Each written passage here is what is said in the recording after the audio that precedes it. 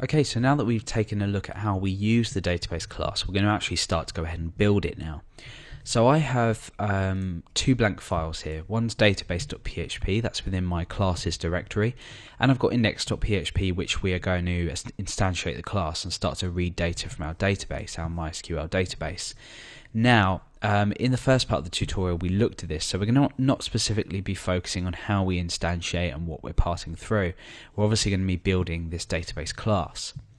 So let's go ahead and crack straight on with the code. So the first thing to do is actually to create the class, and that's it. With class database and then these two curly brackets, we've created a valid class. Now inside we're going to be needing, need to give this some properties. Now these properties are going to be protected properties, and the first thing we need is the link, which is the link to the connection, which we're not directly going to be using elsewhere. We will do with the query. This really applies to if you have sort of several connections at once, but you know, it's good practice to do this anyway. We're going to have a result property, and we're going to have a num rows property, which is going to be set whenever we query the database. We're going to return the row count and then apply that to that property. But you'll see this all makes sense in a moment. So we need three protected properties: link, result, and num rows. Now there's no particular reason I've made these protected. The only reason is that so these cannot be accessed outside of this class definition, or it can be accessed within this class. So when we've instantiated the class and we use methods, the methods inside of this class can access these. If we create another class and have it as an extension of this, that class can then use these, which is very useful, but they can't be directly accessed outside of the class. So we can't just instantiate the class and start reading these on this page, for example. We need a method that returns it, if anything. But that will make sense, you know, play around with public, protected, private if you aren't comfortable with this. So the first thing we want to do is connect to our database. Now we don't want to instantiate our class, have a separate method for connecting. We want to create a constructor method which allows us to pass in 4 parameters, which is the server, the username, the password, and the database when we create the class or when we instantiate the class. So we have a public function. We have a double underscore construct, and that's our method. So in here we can pass through or give the arguments or parameters that we want to be passed in. So the first one is string data, it's a server. The second one is the username. This one here is the password, and this one here is the actual database that we're connecting to. So in here, what do we want to do? Well, we need to assign a connection to the database to this link here, and that means that later on when we use query we can access this as a property. So I'm going to say this and a hyphen and a greater than sign. So we're accessing this underscore link, so we're accessing this property and we're setting that value to the result from MySQL Connect server username password. What we're then doing is we're saying MySQL select DB, and we're selecting this DB, and then we're utilizing the link that we've already stored this connection to. So I'll run over this again. When we instantiate our class, we're constructing, we're passing through a server, username, password, and a DB, as you saw in the last part of the tutorial. What we're then doing is we are connecting to the database, so we're using server, username, password from here, and we're storing this inside this link here. Remember, no $sign here, just uses an underscore link. And we're storing this in here. We're then selecting a database utilizing this link here. Okay, so let's go ahead and test this out. So we want to require once classes / database database.php, and we want to say db is equal to new database. Now, we're not going to pass anything in, and we'll see we'll get a bunch of errors. There we go.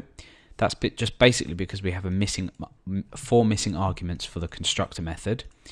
So we need to go ahead and pass these in, which is localhost, root,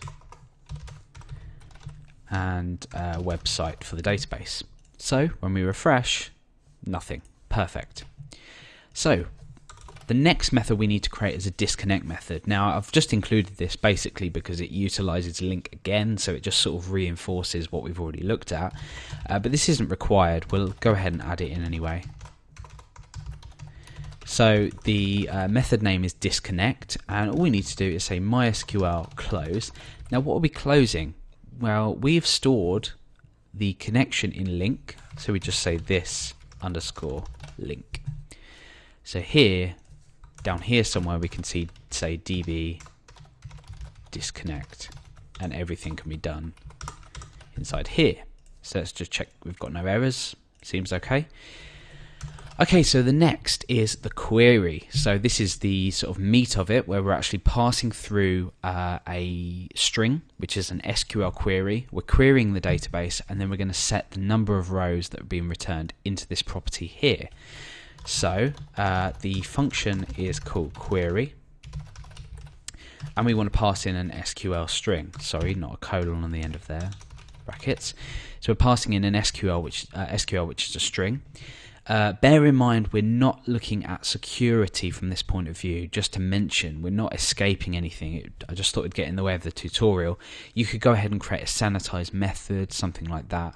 But you know, bear in mind, this isn't sort of directly available, directly or immediately good to use. You'll need to include some kind of sanitization in here. So what we want to do, well, we want to query the database, which we would usually say MySQL query SQL. We're going to pass an additional parameter to here, which is this link, because we're utilizing the link that we've already created. Additionally, we're then going to store the result of this inside of result here, so later on we can sort of do things with it. So this result is equal to the result from, or returned from, or the resource returned from MySQL query. What we're then going to do is set the number of rows, so we can do this within the query, and I'll explain in just a moment why we do it here and not in a separate method, why we don't use the MySQL numRows in a separate method. So this underscore numRows is equal to MySQL numRows, and from this result. So we've stored the result from this query, and now we're setting the numRows from the return value of the MySQL numRows function from the result we've already stored this query into. So it's sort of like chaining down, really. Okay, so let's just tidy this up. Okay, so the reason that we use the numRows in here and then we create a separate method for the number of rows is because in our example we used the numRows method twice. We'd already queried the database, but we wanted to display or use the numRows twice. The first time we used numRows was to check if the number of rows didn't equal 0, so we could go ahead and loop. The second time we used it was to output the value onto the script, onto the browser, and tell the user how many articles had been returned. Now, if we had the MySQL numRows function inside of this, let me just create it, public function numRows.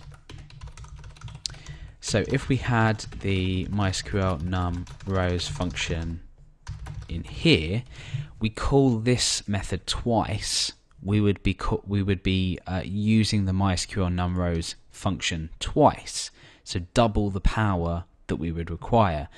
Better to use it once in this query, because we're always going to be querying if we return results, and then inside of numRows all we need to do is output this value, which doesn't use this twice. So we're not just calling the function twice. You know, you might want to put it 5 different places or use the numRows value 5 different places. That's 5 calls to MySQL numRows function, which, you know, isn't great. So in the numRows function, which I've just created there and outlined, all we're doing is we're setting a return value for this method, and what we're returning is this numRows, and that's it. So now when we use numRows, it will only return the value created from the last query. So let's go ahead and just sort of fill in the gaps here. So I'm going to use db query, which we've already created, and I'm going to go ahead and select articles dot title from articles, and let's go ahead reload our browser or reload this page just to check that everything's fine, and it is.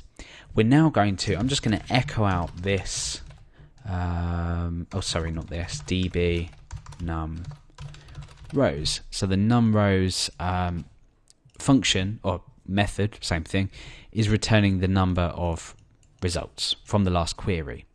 So if we were to then say, create another query here and say limit 5, the last query is this one, and therefore the number of rows is only 5. Okay, so that's something to bear in mind. Okay, so we're doing something with this numRows method, and we are checking if the number of rows is equal to 0. If it is, we're saying no articles or something. Otherwise, now we need to loop the results. So how do we do this? Well, this one's slightly more complicated. We're going to create a method called rows, and this is going to create an array to store the data that we need. It's going to loop through the amount of rows that we have, and it's going to append an associative array of the field that we've asked to fetch to that array, and then return that array. Sounds really complicated, but bear with me, and I'm sure you'll understand. So we create a public function called rows, which is a method, and we stop the video at that point because it's getting quite long. We'll take a break, and then in the next part we'll come back to creating this rows method.